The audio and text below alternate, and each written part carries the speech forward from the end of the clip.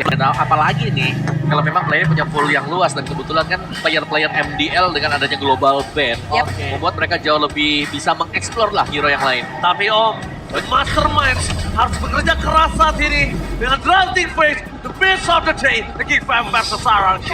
Oke, ini dia blue side yang akan dimainkan oleh Geek Fam dengan langsung menutup ke arah Ruby. Harusnya ini Ruby dari Idok yang mereka respect. Hellcard masih di ban juga, tapi Roger dari Vincent. Yap. Kemarin 3 game, Vincent pure semuanya Julian. Ya, dan bahkan lihat mereka melepaskan beberapa hero Valois key. Dan tapi di sini nampak ya, Hylos akan menjadi sebuah jawaban. Kalau misalnya Hylos ini masih menjadi fleksibel, mau di Roam atau di XP, dan possibility-nya kalau ada di XP, Valois akan menggunakan hero romer damage yang sangat lembek. Nah, tapi dengan dibukanya Hylos di awal berjumpa dengan Arki Hoshi, kesempatan Nathan untuk keluar nanti di pick yang ketiga juga ada. Fanny untuk Sun Soo Jin. Fanny buat Sun Soo Jin. Oh, Wow. dan bahkan lo tau nggak, kita lihat sama Popheus kali ini. Tapi kalau untuk ngomongin Fanny Sun Soo Jin, terlalu dini karena masih ada Natalia yang terbuka sih. Aurora. Tadi aku dengarnya suara Fanny masalahnya. Yap, Aurora ada bisa di-combine juga dengan Zohead kalau mau diambil. Bermain dengan sisi kombinasi. Sedangkan berjumpa dengan Hylos yang memang cukup gampang lah tertangkap dengan Frosty Breeze ya. Yap. Buat bisa dikagetkan juga nanti buat Hylos ya. Tapi ya Hylos memang butuh waktu untuk mengembangkan Revitalize menjadi battle spell dia. Andalan utama untuk bisa di one shot, tapi Hylos hanyalah Hylos ya. Akan menjadi badan. Jadi EXP-nya badan, 4 bisa damager sekarang buat Geek. Ya itu dia makanya mereka tinggal pakai ROM yang lembek kalau misalnya mereka nggak flex ini. Tapi kayaknya untuk melakukan flex sekarang masih terlalu terburu-buru sih Om. Second phase lebih enak dibandingkan kalau dia mainin sekarang. Oke. Link dan Vexana yang diamankan. Dan sekarang dari RRQ, pick ketiga mereka. Mereka coba untuk mau ngambil ke arah hero dari Sun Soo Jin kah? Alpha? Hayabusa ada. Nolan? Hayabusa ada. Ya. Tapi belum ngeliat. Ini Fanny belum kelihatan ya? Ya Iya. kalau misalnya mereka mau mainin ke arah No One tapi ternyata Spear of Alpha Stabil adalah ya, sebuah momen jawaban. stabil ya. Ya dia pengen banget gimana caranya Hylos ini hilang. Dia pengen banget gimana caranya Hylos ini gak bisa menempel ke arah jungler-junglernya. Dan dia pengen Hylos ini gak akan berguna di tim fight besar nanti. Ya, bisa didorong nanti Spear of Alpha ada. Terus masih ada Dark Wave juga. Tapi ini harus berhati-hati tetap ya, karena kalau sampai nggak bisa langsung cepat juga menumbangkan Hylos. Yap. Jelas tertempel dan cukup menyakitkan karena di belakangnya follow up-nya itu udah ada Vexan. Iya kayak Hylos ini kadang dilepasin kita harus punya jawabannya ya. Benar, dan dari kemarin ketika Iya. Hylos lepas juga kayak tim lain tuh susah banget buat ngelain Hylos. Iya berat ya Berat pastinya. masalahnya. Tadi kan di match pertama nggak ada Hylos. Gak ada aman. Gak ada Hylos aman nih. Gak ada yang memang bisa benar-benar sustain untuk menjaga tim fight. Moskov Man, kalau bisa head-to-head dengan Hylos ada Cici, Xbox, ada Tentisla juga masih ready untuk di-ban, Geek Fam. Yep. Banyak banget opsinya sebenarnya ya, apalagi kalau ngeliat dari Dairon ya. Pool dia juga cukup luas. Dan Oh, respect. Franco dari Idok. Respect Franco dari Ido. Dan kalau misalnya Moskov yang ditutup, ini bahaya banget. Yap. Ini possibility Karakari bisa dimainkan kalau tidak di-ban oleh tim Geekfam. Yes, dan Hellcard dari Baloiski total 16 kali di ban sepanjang MPLID season 14 berjalan. Harusnya berarti ini adalah match game ke-17 ya. Karena berarti game satunya lepas kan. Betul. Diambil. Satu-satunya. Kayaknya betul. harusnya ya. Satu-satunya yang Itu di ban. terlepas. Selesai deh ya. Dan sekarang kalau dari Geekfam, possibility-nya banyak yang harus dia ban. Masih ada Kari. Kalau dia mau fokus ke arah sisi dari gold laner, Nathan. mereka punya Nathan, mereka punya Cloud juga, mereka punya Beatrix juga. Cuma kalau untuk kondisi kali ini, Nathan kayaknya harus agak cukup diredam deh. Karena Link yang udah di-pick up. Yap. Kayaknya Link udah di-pick dan itu possibility untuk ke arah Cloud, untuk ke arah Nathan, itu agak cukup berkurang jadi percentage-nya. Oke. Dan sebenarnya kalau ngeliat poolnya Skylar ya, atau bukan cuma Skylar sih, ngeliat Clean juga ini udah mulai bermunculan ya Om. Oh, Hanabi ban. Tapi Hanabi ban, Hanabi ban. Oke, ini mungkin kita melihat juga di MPL Filipina ini Hanabi juga lagi cukup mengerikan. Dan bahkan di sisi sebaliknya Edith yang menjadi sosok dari romer para pasangan RRQ Hoshi yang akan dimainkan oleh Idolku. Oke. Yang menarik sih, Edit memang masih cukup powerful lah ya. Karena dengan damage yang bakal bisa diberikan juga. Tapi head to head kalau misalnya dia ada di EXP berhadapan dengan Hylos, ini bakal menjadi matchup yang cukup berimbang. Yap, dan ini dia untuk pool hero yang udah kita intip juga ya. Sebenarnya bedanya ya cuma 2, tapi eksplorasinya nih. Yap. Dengan mungkin memang masih pick terbanyak ada di Ruby ya, Terizla dan juga Kufra. Tapi kayak munculnya Natalia, tapi memang cuma 1 kali. Helmcars muncul 1 kali. What? Tapi Gatot? Impact dan Gatot kaca lagi Oke, untuk Baloiski. Gatot kaca lagi. Berarti kalau Gatot kaca, itu dia carry yang bisa dimakan oleh seorang Skylar sudah ditutup kali ini. Dan kondisinya diamankan tim Geekfarm. Ya, munculnya Gatot Kaca. Marksman mana yang bakal tahan di belakang dengan Avatar of Guardian? Ini bakal langsung bisa dicari juga dikejar, dan mereka sudah punya akses untuk langsung menuju ke Aurora misalnya. Oke. Oke. Atau dengan marksman-nya nanti, entah siapapun. Beatrix boleh kalau mau main sekarang. Dan bahkan dari kondisi kali ini kita menyaksikan Bruno yang ternyata agak cukup underrated. Yang diamankan oleh Skylar, tapi Wah. ternyata mereka ingin bermain dengan early game. Kemarin munculin Clean, sekarang ada Bruno lagi. Dan jangan lupakan, Skylar juga pernah memunculkan Layla. Bener. Tapi ini draft dari Haruki Hoshi. Mereka kuat, mereka strong, tapi dengan hanya single target. Oke, Jadi mereka harus cepat untuk bisa menumbangkan entah itu Hylos nantinya atau Gatot Kacanya. Karena semakin lama mereka menumbangkan 2 hero tersebut, Link Carry akan bisa bekerja. oke. Yang pasti ini benar-benar Bruno-nya harus dijagain sampai nantinya bisa menuju ke arah mid to the late game. Untuk bisa mendapatkan damage yang optimal juga.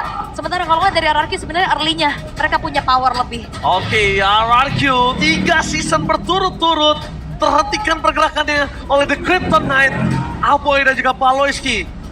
Itu benar-benar sangat sakit hati dan sekarang menjadi pembuktian. Atau bahkan Geekfarm tetap akan mengukir The Kingslayer ada di tangan mereka. So EPL, mana tepuk tangannya?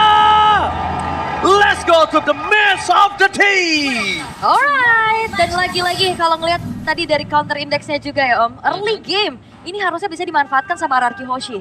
Oke, early game ya. Tapi masuk ke mid game mereka sudah mulai harus berhati-hati juga. Karena banyak hero yang bakal bisa memegang hero mereka. Alphanya misalnya bisa dipegang dengan Unbreakable dari Gatot Kaca. Yep. Terus juga ingat, ini bawahnya dua-duanya Revitalize antara Hylos dan juga Gatot Kaca. Dua-duanya sangat durable. Dua-duanya bakal bisa menahan damage dari volley shot yang diberikan Skylar nanti.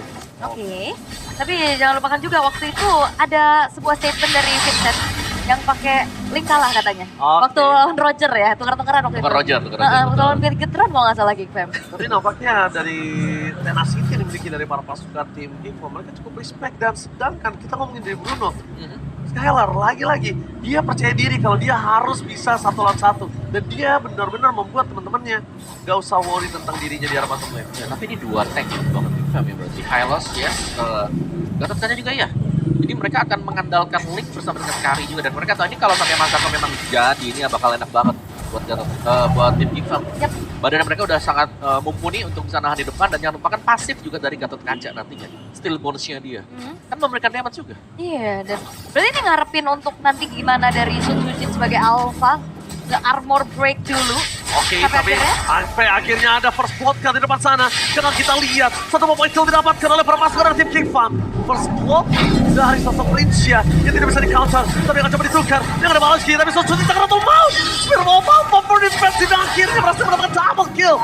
Masih bermain dengan cukup agresif permainan dari tim Geekfarm. Lihat, The Krypton Knight udah mulai menjalar ke seluruh tubuh dari sang raja. Dan itu dia, satu double kill yang bisa diamankan juga untuk Vincent akan membuat dirinya akan semakin snowball lagi, bahkan lebih dengan adanya turtle yang diamankan. Ya, dan sebagaimana kita mention juga, bagaimana Rin di sini harus bersiap-siap karena dialah yang akan menjadi fokus target dari Geekfarm tadi. Kelihatan, kena dari first blood-nya juga, setupnya langsung bisa menuju ke turtle yang pertama. Yap. Oke. Wow. Wow, di saat semua data berbicara Geekfarm selalu menang berada di dalam 3 season, tapi Rinja mentarget utama benar-benar menjadi bulan-bulanan warga seperti kata Om Hawa, dan ini dia. Ini adalah data yang unik, sampel unik. Data berbicara. RRQ Hoshi nggak pernah menang dari Geekfarm, tapi caster mereka mau coba untuk roster kali ini mampukah RRQ mendapatkan kemenangan. So, mari kita lihat apakah Geekfarm menampar 6-6-nya.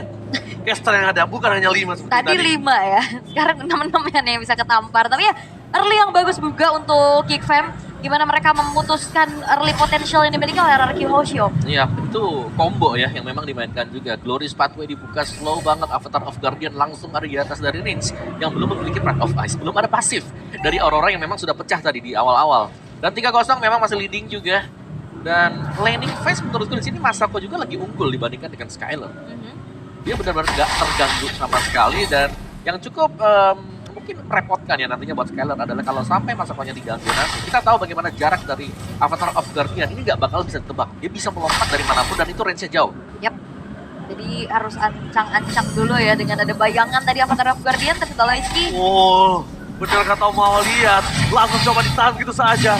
Nah, Pawlowski berhasil melakukan informasi trigger-flicker dari Lincia. Tidak ada terdiara bottom lane. Skylar coba untuk mengadu keuntungannya. Tapi dengan adanya dominasi laning di area bottom lane, cuma tidak bisa dipungkiri. Kemenangan terhadap Turtle membuat Skylar agak cukup struggle atas Masako. Sedikit lah ya, dan juga EXP buat Masakonya juga. Tapi kombinasi ini yang berbahaya adalah bagian belakang. Mid marksman-nya bakal ditargetkan terus-terusan untuk Gixam karena mereka bisa melompat langsung ke belakang. Tapi lihat Pathway efek slow juga. Tapi lihat zoning out dari seorang Pawlowski terhadap seorang Pobius yang tidak bisa datang dari kali ini. Membuat terlepaskan dari Cimarakyu. Berhasil mencoba untuk mendobrak. Hidok di depan sana. Target utama mereka untuk take over karena Turtle. Untuk pakai kakal. Karena terlalu terzoning out. Veldora di depan sana. Masih bisa bertahan rush untuk dari Vincent. Berhasil mendapatkan satu Turtle dengan sangat manis. Tapi Susujin harus menjadi korban. Dan double kill bahkan triple kill from Skylar. Tendangan maut dari seorang Skylar. Berhasil mendapatkan 3 poin kill yang sangat mahal. Wah, ini dia positioning dan juga timing yang tepat waktu dari Skylar yang akhirnya membuat dirinya berhasil untuk mendapatkan triple kill walaupun Turtle lagi-lagi bisa di take over, tapi outer middle turret ini cukup mahal ganjarannya Om. Iya, dan bahkan full plating juga tadi ya sebelum pecah dari middle turretnya. Ini sangat menguntungkan, apalagi yang dapetin poin kill tadi itu adalah Skylar. Yes. Kill buat RRQ Hoshi ada di tangan Skylar. Benar-benar tendangan Skylar kali ini, bukan tendangan si Madun. Tendangan si Skylar berhasil mendapatkan 3 poin kill. Dan lihat dia langsung ke arah Berserker Fury. Dia pastikan sustainability dia dengan adanya Husk Claw. Dan dia pastikan juga untuk 1 lawan 1 dengan Kari nantinya. Dia masih bisa catch up gitu loh untuk early game kali ini. Ya, itu satu hasil sudah jadi pegangan banget sebenarnya buat dia bisa sustain di lane. Dan yang punya potensi untuk bisa mendapatkan point kill juga tadi. Mungkin second item dari Berserkernya, kita akan melihat Skylar untuk join teamfight dengan rekan-rekan yang lain juga. Tapi sementara waktu untuk area mid-nya, meskipun ternyata di pressure buat Rins, yang hilang duluan untuk mid Arab adalah tim ini. Ya, nah itu dia. Dengan adanya mid outer turret, itu ngebuka vision yang jelas banget untuk seorang Link. Dan lihat, karena satu turret itu hilang, Veldora, Aboy, dan Baloyski, dia harus berpikir dan bekerja keras untuk mengamankan Tartu Buffet terus. Ya, mereka mau gak mau harus bisa menjaga untuk di bagian mid-nya sekarang ya. Dengan 30 second untuk next Turtle, tapi setup-nya nih, dengan adanya Balus yang memang bisa langsung lompat ke belakang. Mereka butuh follow up, mereka butuh damager juga, dan jangan sampai membiarkan Skylar free seperti tadi. Yap, itu dia posisi yang memang harus dicari juga. Tapi Dairen bakal coba untuk dimakan perlahan, terlalu tebal nampaknya. Gak bisa dikomit juga karena mereka bakal coba untuk mengatur lagi strateginya untuk setup menuju ke arah top. 2 kali zoning out terhadap seorang Dairen sebelum menuju ke arah objektif. Dan kali ini yang kedua agak kurang baik mungkin zoning outnya. Tapi lihat dengan kondisi dari seorang Vincent dicegat oleh Dairen. Kali ini berbeda, the power of retribution ini dicegat. Dan para pasukan dari Cimarakyu mereka memaksa tim dengan adanya Aboy di arah belakang. Kehilangan satu seorang idol. Tapi nampaknya free hit dari seorang Skylar. Masih mendapatkan 2 poin kill. Dan Pawlowski juga gak bisa menjawab semua jawaban dari seorang Skylar. 2 poin kill didapatkan di Turtle yang pertama. Dairen yang dizoning oleh Gatot Kaca dari Pawlowski. Di Turtle yang kedua, kita lihat Vincent-nya dizoning sama Dairen. Dibalaskan adaptasi Dairen dalam kesalahan di game. Di Turtle yang pertama. Bener-bener terbukti langsung diadaptasi di Turtle yang kedua. Dan juga Skylar hadir langsung ngejar ke belakang loh. Aboy yang menjadi targetnya setelah dapetin outer top turret. Dan lagi-lagi ternyata itu dia satu buat targeting dari Baloyski karena Rins di-flickerin balik, dihindari, dan akhirnya bisa dibalikin Om. Ya, dengan 100% KP masih ya berarti. Yap. Untuk Skylar juga. Dan meskipun single target, tapi kalau dengan item yang cukup dan juga dengan target yang tepat, ini akan cepat buat Bruno. Ini bisa dapetin point kill, seperti tadi Aboy misalnya lagi pulang. Jadi targetnya dia ya jelas antara Aboy, Masako, atau bahkan untuk Vincent-nya. Veldora, Baloyski bisa diabaikan terlebih dahulu, mungkin bisa dipegangin nanti. jatuh ke Idok misalnya atau untuk Darren juga. Dan bahkan mereka masih punya badan kan. Gimana? Sujin ada. Gimana nggak Ada Alpha. lihat gimana nggak dipegangin tuh. Ini akan menuju ke arah Malek Control sekarang kondisinya. Sakit ya tapi, woi, ada RRQ Ewok nih. Halo. Halo Abang Ewok. Wah, ini MPL ID Extremer. Jadi buat kalian semua jangan lupa kunjungi channel official di streamer MPL ID, banyak banget dan salah satunya ada Abang Ewok nih. Apakah Ewok itu dari Bewok? Weh, Atau Ewok itu Ewok wok wok wok. wah, Malu banget ya. Oke, tapi balik lagi ngeliat dari Skylar yang memang masih dengan keadaan yang cukup aman nih Om. Tanpa belum bisa ditumbangkan sama sekali, dia cukup independen dari tadi. iya kayak gak ada yang bisa mengejar dia atau mungkin targeting dari Geekfam ini cuma ke menitnya barusan. Aha. Atau untuk menggangin ke Sujinnya. Bukan untuk mencari kemana sekarang, karena sekarang selalu masuk di poin yang terakhir ya. Dimana Avatar of Guardian udah kepake. Yap, Juga sponsor udah habis dari Geekfam. timing lah ya berarti yang bisa dimanfaatkan juga. Dan sekarang setup ke arah Ford. Oke, tapi lah Paulus di depan sana. Dairon Zoning Up dengan seorang Masako. Lihat Dairon di sini. Membaik time. Mereka kehilangan Paulus. Zoning Up yang terjadi seorang Dairon memecahkan Paulus, dipisahkan oleh seorang Masako. Yang tandanya kalau Paulus yang di-all-in, mereka tidak bisa melakukan following up. Dairon versus everybody terakhir. Di belakang sana menjaga seorang Sido. Menghilangkan seorang Masako. Tidak ada jangkauan seorang Vincent. Berkontribusi didapat, tetapi Freezer sekali nggak bisa dibentuk. Mereka kehilangan 4 pemainnya. Dan kembali lagi hanya Aboy. Seorang diri yang belum terejam-ejam. Oke, tadi lu mau lari Masako tapi ternyata Wave of the World itu masih connect Om. Iya. Dan Masako juga harus tumbang tadi.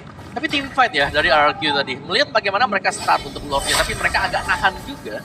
Dan mereka lah yang membuat akhirnya inisiasi yang dilakukan Baloeski. Baloeski kan tumbang duluan tadi. Pelan, tentunya pelan-pelan Mas Dairon. Pelan-pelan. Gila, Lego mengerikan sekali Ul. Yes, dan tidak, mereka rapat, mereka kena pantulan dari Wave of the World-nya itu loh. Iya. Itulah yang terjadi tadi mungkin ya. Untuk di awal-awal Worldy kali. Tapi Geek masih ada chance sebenarnya. Mereka masih bisa defense karena mereka masih punya apa? Dengan adanya Eternal Guard ini bakal kembali frame yang sangat-sangat bagus sekali. Apalagi melihat mungkin komposisi ya dari Argeo Hoshi sendiri. Ini mereka belum bisa naik cepat juga. Karena kalau mereka naik cepat, mereka berusaha untuk menabrak, jelasnya dibalikin bakal cukup mudah. Jadi main pick off adalah salah satu jawaban satu Argeo Hoshi kalau mereka mau naik ke atas atau maksimalin dulu sih sebenarnya. Ini karena dari Skylar-nya ini udah punya damage yang sangat cukup sekali di menit ke-10. Oke, ini trigger dari pasif Conceal juga udah mulai kelihatan, Blur Cut Away dibuka, tapi kayaknya nggak mau terlalu dalam yang dilakukan sama Araki Hoshi.